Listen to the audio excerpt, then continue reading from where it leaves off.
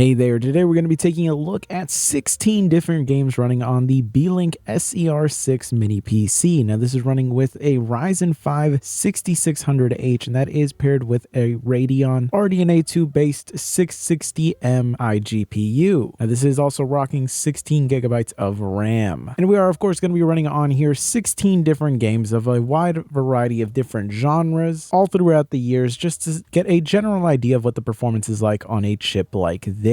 It has been very exciting to test out this RDNA 2 based iGPU and seeing what it can actually do, since it is the most affordable RDNA 2 based iGPU that is actually functional, since the 2-core RDNA 2 based iGPUs that we see on the desktop CPUs aren't exactly meant for anything more than just displaying what you're looking at on the screen and doing hardware acceleration for video. So let's see what this little chip can actually do in some games. Now to start things off, we are going to be taking a look at Red Dead Redemption 2 running on here, and you can see the settings that we went with. We pretty much went with the lowest in-game graphics settings except for the textures that were actually turned up, and of course we are using FSR on top of it. So you can see here that at the lowest in-game graphics settings with FSR set to the performance preset, we're getting a reasonable level of performance out of this game. It's certainly not going to give you a 60 FPS average, but you're going to more than comfortably be above 30. So while we're not hitting a high refresh rate here by any means, the fact that our 1% lows are so close to our averages means that we're going to have a very consistent experience here, and it is going to be more than playable. Of course, FSR is doing a lot of the heavy lifting here since we are with the performance preset, so this is running pretty noticeably below 1080p, but in general it is still more than usable enough like this, and being able to play a extremely popular AAA title like this on a system this small and efficient is actually pretty incredible. Let's move on to the next game. Now we're taking a look at Batman Arkham Knight running on here. As you can see, we are running this with pretty much all of the lowest in-game graphics settings, except the textures are set to high. Most of the time, if you're on a system that has enough system RAM, you will be able to turn up your texture quality to the highest. Though I usually like to stick around high, not usually going all the way to the highest settings, just because I personally don't really notice a difference in terms of the textures. But in terms of the actual performance that we're getting in here with the built-in benchmark, we are getting averages that are in the mid-40s with 1% lows that are in the mid-30s. In general, a very decent level of performance considering that we are at the full 1080p resolution. We aren't using FSR or anything like that on top of it. So at the full 1080p resolution, we are actually able to get a very decent level of performance. So while again, not a high refresh rate gaming experience, we are getting the full resolution here. We are getting some nice quality to the textures. And in general, it is still going to be more than playable enough on a system like this. So we got another win on here. Now we are also taking a look at Rise of the Tomb Raider on here, and you can see all of the graphics preset that I went with. The only thing that I did again was turn up the texture quality. But outside of that, pretty much everything was set to whatever the low preset ends up rolling with.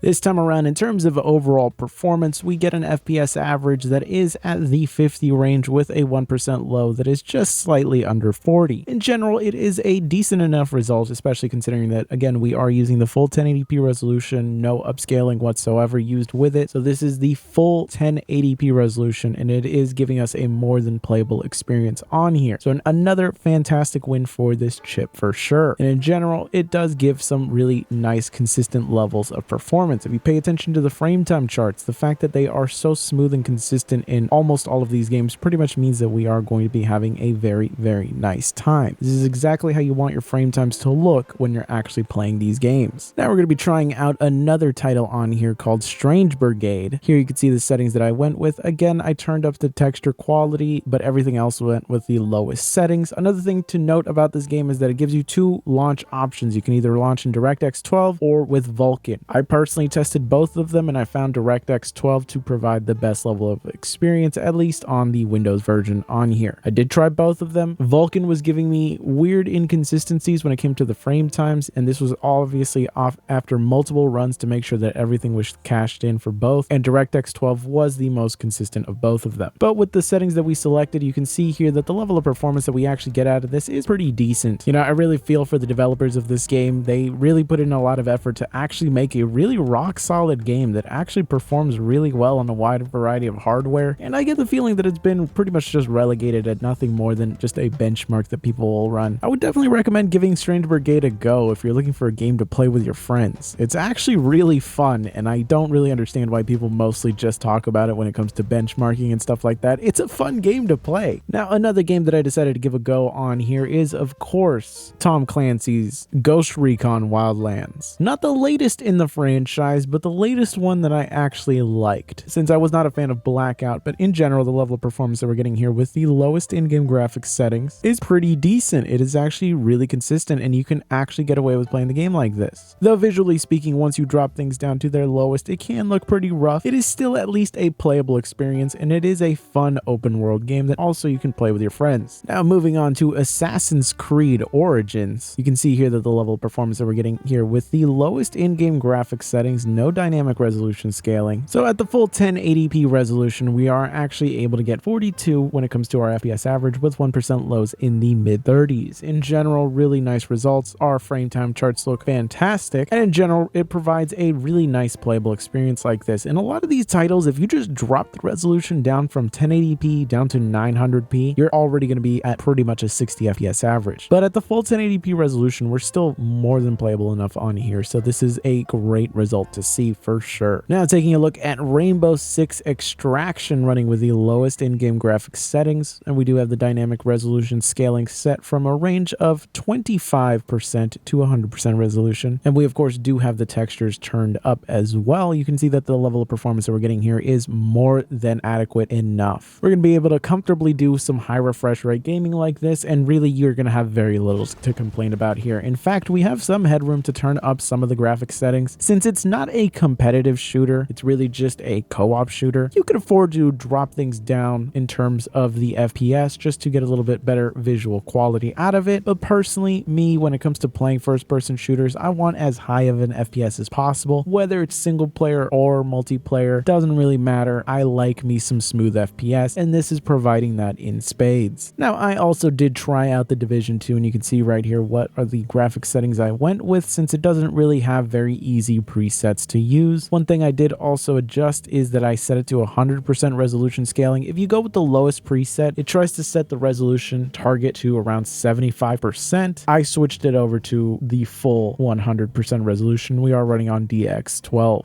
Now, while we're not getting the high refresh rate gaming experience that we were getting with Rainbow Six Extraction, we are at least getting a more than playable experience on here with averages in the mid-40s and 1% lows in the mid-30s. And again, if we did want to go with that 75% resolution scaling that it tried to set with the lowest graphics settings, we would see a nice bump in our performance here. But if you want the full 1080p resolution, and I completely understand if that's what you're going for, you're at least going to be able to get a more than playable experience on here. Again, pay attention to that frame time chart. It is super smooth, barely any fluctuation at all happening there, which means that you are going to have very, very smooth, very consistent frames. So in general, this is going to be a very, very nice gaming experience. Now, another game that I did end up trying out is Back 4 Blood. We were running this with FSR set to the performance preset. Motion blur was set off, but everything else was pretty much left at the medium quality. And jumping into the actual game itself, you can see that the level of performance that we're getting here is actually more than adequate enough. Again, FSR does a lot of the heavy lifting here since we are running this at the performance preset. I would really aim more for balanced or quality, really. But going with the performance preset does actually end up giving you some nice levels of performance in this. We're pretty much going to be able to have a above 60 FPS average. Though our 1% lows do fall below that, but though by not a significant margin, and it is well within a range that things are going to be more than acceptable. It's certainly better performance than the actual game itself, considering the amount of issues I ran into just trying to test this out. Certainly an interesting game in the sense that there was a lot of hype building up behind it, but I don't think that Turtle Rock Studios really has it in the same way that Valve does, if you know what I mean. I think we, at this point, have learned, after Evolve and Back 4 Blood, who were the real developers behind Left 4 Dead.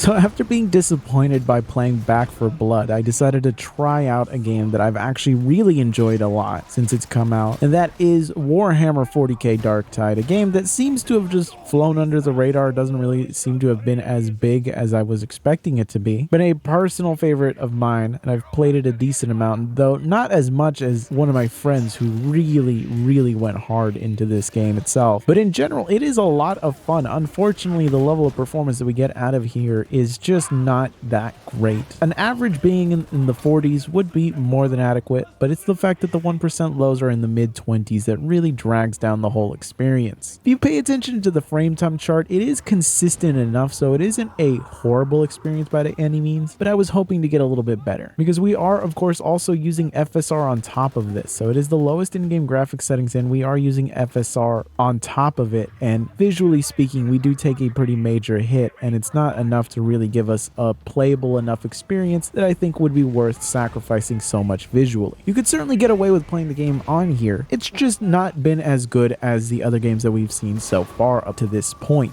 But I'd certainly rather play this than play Back 4 Blood on this system, to be honest. But jumping over to Doom Eternal, here you can see the game running with the lowest in-game graphics settings. We do have the texture pool set to the highest it would go to, but we do also have the dynamic resolution scaling enabled with a target of 60. And by doing all this, we're actually able to get some pretty decent levels of performance in this. With the dynamic resolution scaling, we do get more than adequate levels of performance, since we do stay at above that 60 FPS target pretty much the entirety of the time, with our 1% lows being not too far away at all from where our averages are at, which means we are getting the most ideal situation. So this is going to be a more than playable enough experience on here, and it is fantastic to see, especially since it doesn't really seem like we're aggressively reducing the resolution to a state where it just seems unplayable. Now, a title that actually surprised me with how demanding it ended up being was Borderlands 3. Here you can see it running with the lowest in-game graphics settings except for the textures. Although it's worth noting that the game itself doesn't support anything like FSR or any kind of upscaling whatsoever like that, so we're actually getting the full 1080p resolution here. And considering it is at least an above 30 FPS gaming experience, with our 1% lows being above that 30 FPS, pretty much means that we are going to get a playable experience on here. Just if you're expecting something high refresh rate, you're not going to get that. But if you're looking for a console quality experience, you are going to be able to do it on here, and it is on a system that is significantly smaller and more power efficient than a console. But in general, it wasn't exactly an incredible result, but again, we are at the full 1080p resolution, no using any upscaling whatsoever to get this level of performance. Now on to the next game, we are taking a look at GTA 5 running on here. Now this is with the built-in benchmark, so it's not going to be a one-to-one result, and just know that if you're going to be playing GTA Online, you are going to be taking a hit to your FPS average and 1% lows. That being said, everything's set to the normal graphics quality, which is the lowest that it will go to. The level of performance that we're getting out of this is pretty spectacular. We're looking at 1% lows that are just shy under 60 and an FPS average that is just slightly above 90, which means we are going to be having a super smooth gaming experience on here, and you have more than enough headroom to actually start turning up some settings. That being said, play GTA Online first to see if this is going to be giving you an adequate level of performance. For the most part, you tend to lose around 10 to 15% in terms of FPS when it comes to GTA Online. Most of it comes down to the fact that you have this gigantic persistent world where multiple people are interacting, not just the stuff that is being rendered around you. But in general, the level of performance that you're going to get out of this is going to be more than adequate. Just understand that this is not giving you what it would be like for GTA Online directly, and especially if you're looking to play 5M. Moving on to the next title, we do have Horizon Zero Dawn, and you can see it here running with the lowest in-game graphics settings, and we are using FSR set to the performance preset. But running it like this, we actually do get a 60 FPS average throughout all of this, with 1% lows that are at 50, which means that there is so little variation between our 1% lows and averages that for the most part, our frame time charts are going to look spectacular throughout all of this. Now, I would recommend taking a little bit of a hit in performance to go with FSR at maybe the balance preset, preset, or if you can even go for it, maybe the quality preset, because at the performance preset in general, FSR can look pretty rough. But if it's a game that you really want to play, having FSR make it look potato quality is sometimes just better than not being able to play the game at all. Now, I also did try out World War Z, which is another fantastic co-op zombie shooter game inspired by Left 4 Dead that I think is significantly better than Back 4 Blood. But the game itself actually is running with the lowest in-game graphics settings. We are using FSR, but it is FSR set to quality, and we are using Vulkan on top of that. You could choose between DirectX 11 and Vulkan. I would recommend just running it on Vulkan. You can see it running on here, and it runs perfectly fine. It was giving me a weird issue in the very beginning when I first switched over to Vulkan, where the frame times were actually abysmal. But after closing the game and restarting it, things went back to completely normal, and you can see that the level of performance that we're getting on here is pretty remarkable. With 1% lows that are just slightly under 60 and an FPS average at 75, we're going to have a fantastic time playing through here. And last but certainly not least, we have Shadow of the Tomb Raider running on here with the lowest in-game graphics settings, and we are at the full 1080p resolution. Game doesn't have FSR or anything like that. It does actually support the Fidelity FX CAS upscaling, but I just did not enable that because I'm not a fan of that. It's pretty much just a even worse version than the original FSR. It can be nice in a pinch, but in a game like this, you actually don't need it, since you do get a comfortable above 30 FPS gaming experience pretty much at all times on here. So in general, a pretty fantastic result in general. And it does mean that the entirety of this franchise is more than playable enough on this specific system, but in general, really nice levels of performance. And again, if you're willing to drop things down to around 900p, you can boost a lot of the performance in a lot of these titles. So after seeing the result in all of those games, I'm actually really impressed by this little system. I really like it. The level of performance that we get in a lot of modern titles and a lot of heavy AAA titles is more than adequate at the full 1080p resolution, though having access to programs like FSR really help to extend the life of a system like this. And I think that at the price point that it's actually starting to come down to, it's becoming a lot more competitive in terms of the performance uplift that you're going to get in comparison to pretty much every other APU in this price range. It's not even comparable. RDNA 2 really is just that much of a game changer, and even though the CPU itself is not that different from what is in the SRE5, the GPU upgrade is just so significant that it's so worthwhile, and I would definitely recommend thinking about picking one of these up instead, especially if you have the extra cash, because that extra performance is really going to come in handy, especially in newer titles. But overall, really a fantastic result, and I really love this piece of hardware. So anyways, I want to thank you for watching. Be sure to subscribe, and I will catch you guys in the next one.